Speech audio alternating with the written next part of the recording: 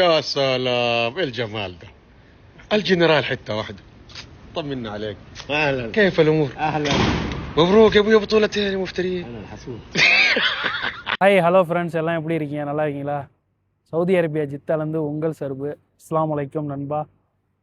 இன்றைக்கி பட்ஜெட்டை பற்றி விழா கேட்டீங்க. அதுக்கு முன்னாடி எப்படின்னா, நம்ம கஃபீல் வீடியோ ஒன்று பார்த்தீங்களே, அதை நான் தான் வச்சேன். டிக்டாகில் வந்துச்சு. அதை உங்களுக்கு காமிக்கலாம்னு காமிச்சேன். கஃபீல் அவர் தான், பார்த்தீங்களா? இன்றைக்கி பளிச்சின்னு அவர் தெரிவார். அவர் வீடியோவில், அவங்க வீடியோவில் எடுத்தது காமிச்சேன் நண்பா. பட்ஜெட்டு இங்கே எவ்வளோ செலவாகுது, என்ன மாதிரி செலவுலாம் பண்ணுறீங்க அப்படின்னு சொல்லி கேட்குறாப்புல. அதை பற்றி சொல்லலான்னு வந்தேன் நண்பா.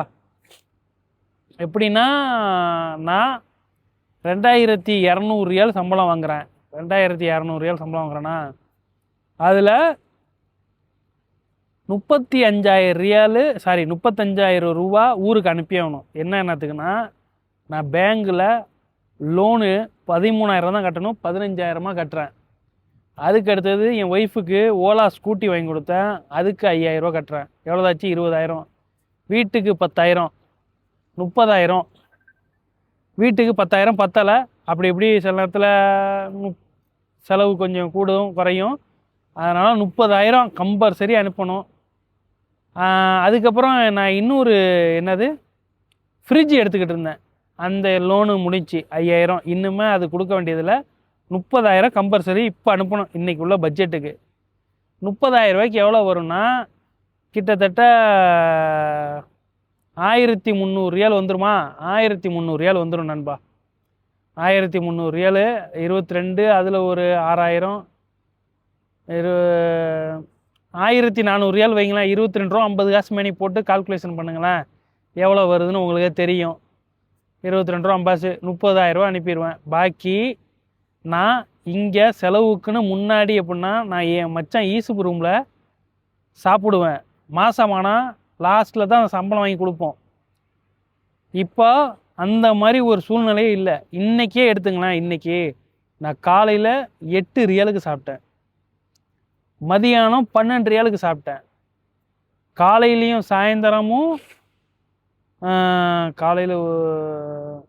காலையில் அந்த 8 ரியால் டீயோட போயிடுச்சு. ஆமாம், சாயந்தரம் உண்டி 3 டீ குடிச்சிருக்கேன். 6 ரூபா. அதில் 2 டீ தான் நான் குடித்தேன், இன்னொரு டீ ஃப்ரெண்டுக்கு வாங்கி கொடுத்தேன்.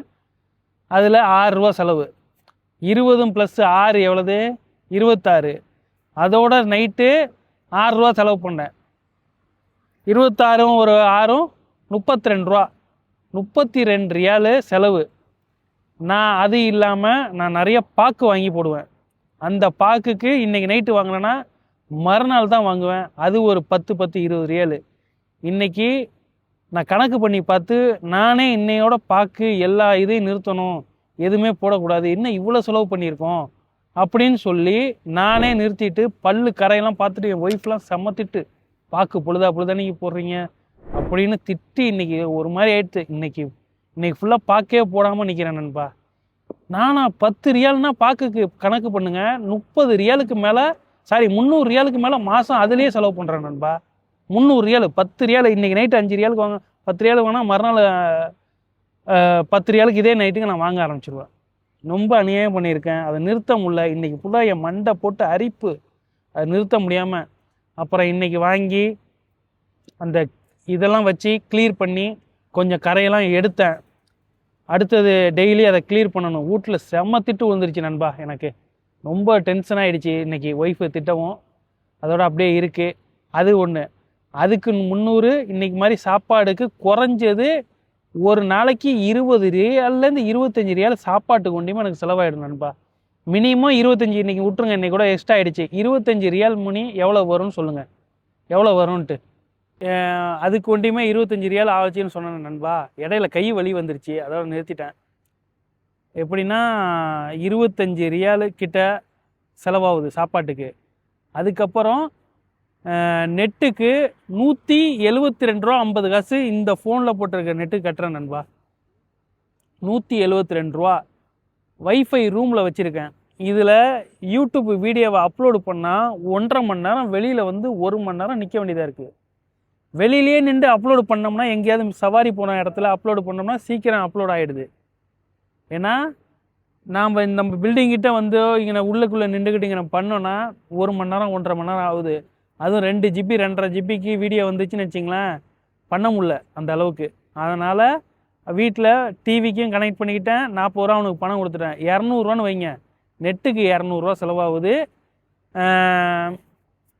சாப்பாட்டுக்கு எப்படியும் நான் 1000 ரூபாய்க்கு மேலே தான் செலவு பண்ணுவேன். மொத்தம் எல்லாமே சேர்த்து, நெட்டையும் சேர்த்து, சாப்பாடு எல்லாம் சேர்த்து. இருந்தாலும் எப்படியோ போட்டு உருட்டுறேன். நல்லா கேட்டுங்க, 600 சாப்பாட்டுக்கு, நெட்டுக்கு 800 கம்மியாக செலவு பண்ணால். நான் இது முடிக்கு கம்மியாக செலவு பண்ணதில்லை.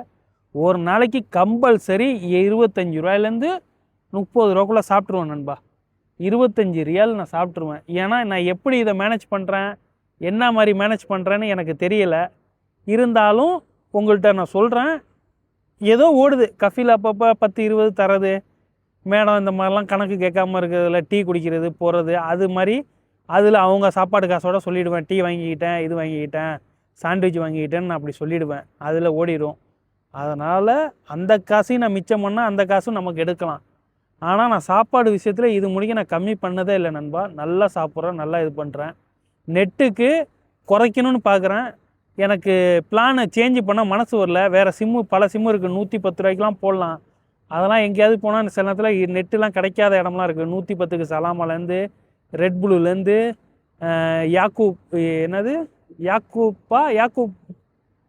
யாக்கூப்போ என்னமோன்னு ஒரு சிம்மு ஒன்று இருக்குது, அது இருக்குது. அடுத்தது ஃப்ரெண்டில் இருக்குது. பல சிம்மு இருக்குது. நான் அதெல்லாம் பண்ணாமல் இந்த மாதிரி யூஸ் பண்ணிக்கலான்ட்டு நான் இதே மொபைல் கம்பெனி சிம்மை நான் யூஸ் பண்ணிகிட்ருக்கேன் நண்பா. வேறு ஒன்றும் இல்லை. ஓகேங்களா? கிட்டத்தட்ட நான் ஊருக்கு 30,000 அனுப்பி இங்கே நான் 800-900 ரியால் செலவு பண்ணுறேன். அது இல்லாமல் நான் டாபி பில்லை காட்டுறேன். இந்த மாதத்துக்கு ஒண்டியும் ஒரே ஒரு பில்லு 158 ரூபா பில்லு ஒண்டியும், 51 ரூபா பில்லு ஒண்டியும் நம்ம ஹலீல் பில்லு. பாக்கி இருக்கிற பில்லு எல்லாத்தையும் பாருங்கள், நான் காட்டுறேன் அப்படியே ஸ்க்ரீனில். அதை பாருங்கள். அதை பில்லு எல்லாம் நான் தான் கட்டணும்.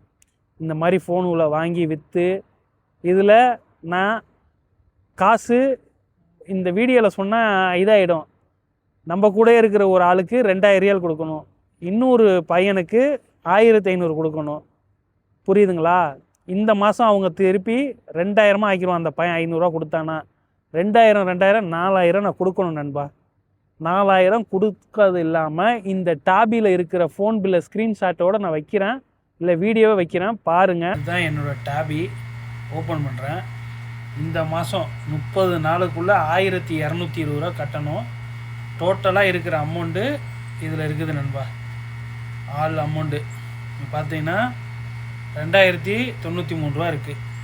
இது எல்லாத்தையும் இன்னும் இது முடியறதுக்குள்ளே, அதாவது இதில் பாக்கி 2 பில்லு, மேலே உள்ளதில் லாஸ்ட்டு பில்லு 600 ரியால் கட்டணும்.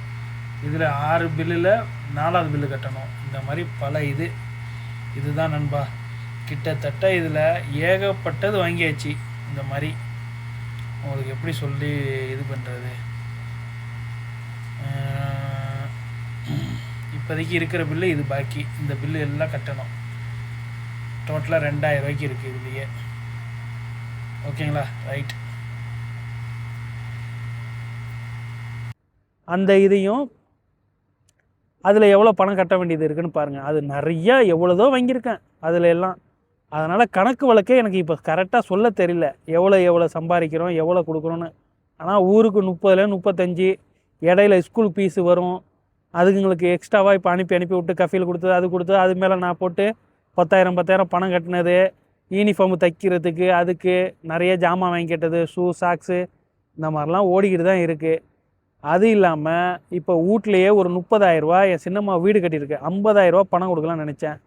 அவங்களுக்கு 30,000 ரூபா இப்போ கேட்குறாங்க. இந்த மாதமே கொடுக்கணும், இன்னும் அவங்களுக்கும் ரெடி பண்ணி கொடுக்கணும். இப்படி பல பிரச்சனை இருக்குது நண்பா இந்த விஷயத்தில்.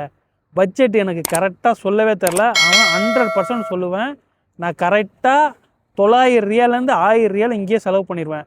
நான் அடுத்த மாதம் வேணால் உங்களுக்காண்டி நான் மாதம் செலவு பண்ணுறதை ட்ரை பண்ணுறேன். எழுதி வச்சு எவ்வளோ செலவு பண்ணுறோம், என்ன செலவு பண்ணுறது. இதில் எனக்கு ஒன்று சொல்லுங்கள், இப்போ நான் சாப்பிட்றத ஒண்டியும் சேர்க்கணுமா, என் ஃப்ரெண்ட்ஸுங்களுக்கு ஏதாவது நான் ஒரு 2 ரூபா 3 ரூபா செலவு பண்ணுறேன், அதையும் நம்ம கணக்கில் ஏற்றணுமா, ஏற்றி மொத்தமாக எவ்வளோ செலவு பண்ணணும்னு சொல்லணுமா, அது நம்ம சொல்லி காட்டுற மாதிரியே ஒரு கணக்குக்கு எடுத்துக்கிற மாதிரி ஆகிடாதா? அசிங்கமாக இருக்காதா?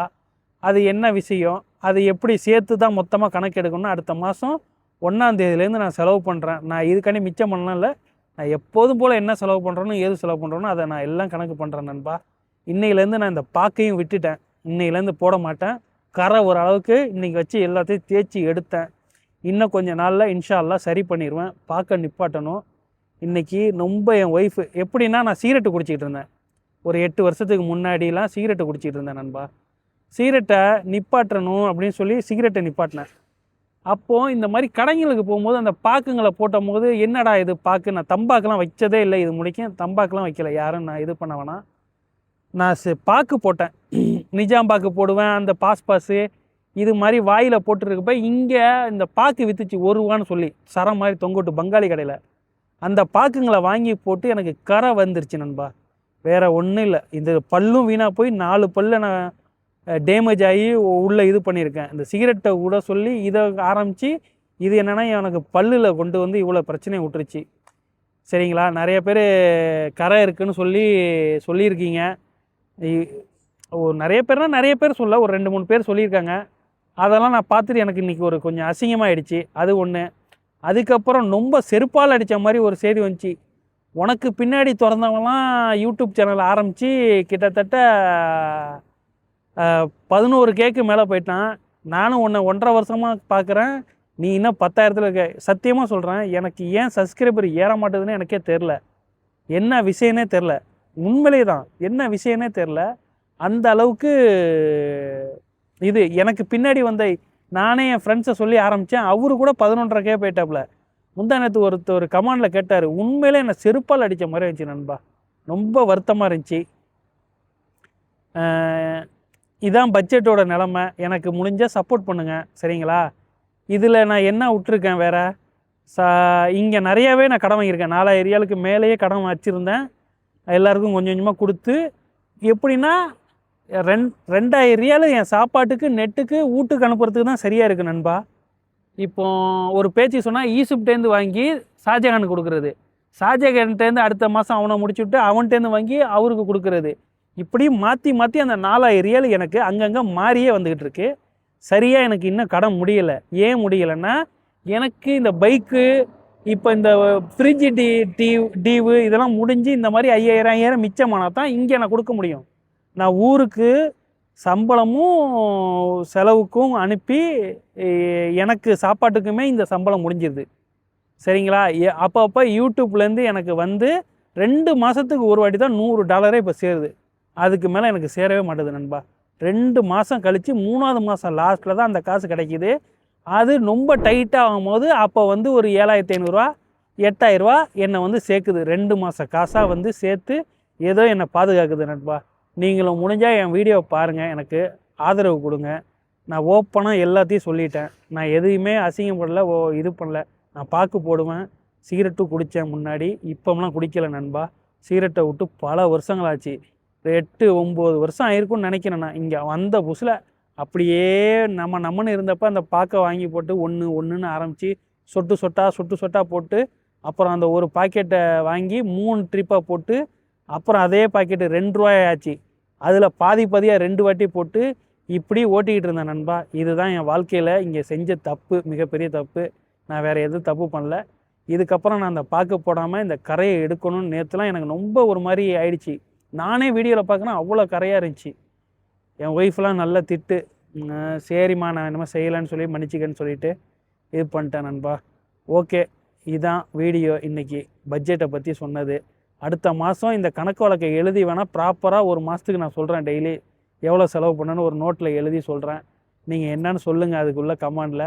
ஓகே, நன்றி. வேறு வீடியோவில் சந்திக்கிறேன் நண்பா. பாய்.